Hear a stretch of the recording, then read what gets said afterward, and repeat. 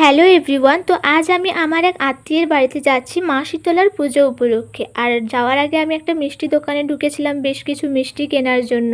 আর আজ আমার সাথে একটা মজার ঘটনা ঘটেছে। ব্যাপারটা হলো যে আমি মিষ্টি দোকানের সামনে গিয়ে দেখলাম যে মিষ্টি দোকান বন্ধ। তো আমি ভাবছি আমি কি করব এখন। আর বাবাকে বললাম ফোন করে যে মিষ্টি দোকান তো বন্ধ, কি করা যায়।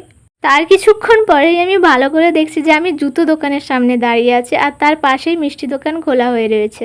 আমার মনে হচ্ছে আমি দিন দিন পাগল হয়ে যাচ্ছি। আর এটা হলো মা শীতলার মন্দির যেখানে পুজো হচ্ছে। আর আজ কিন্তু শেষ পুজো। খুব বেশি রোদ হয়নি, একদম হালকা রোদ হয়েছিল, কিন্তু তাতেই আমার খুব গরম লাগছিল।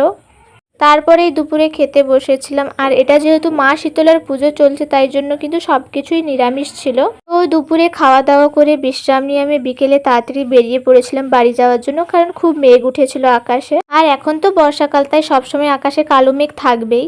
আরও একটা কথা কি জানো, একটা সময় ছিল এই রাস্তাতে আমি প্রায় যাতায়াত করতাম, বলতে গেলে প্রতিদিনই করতাম, কিন্তু এখন বেরিয়ে আর রাস্তাটা অনেকটা অচেনা মনে হচ্ছে, সবকিছু যেন পাল্টে গিয়েছে।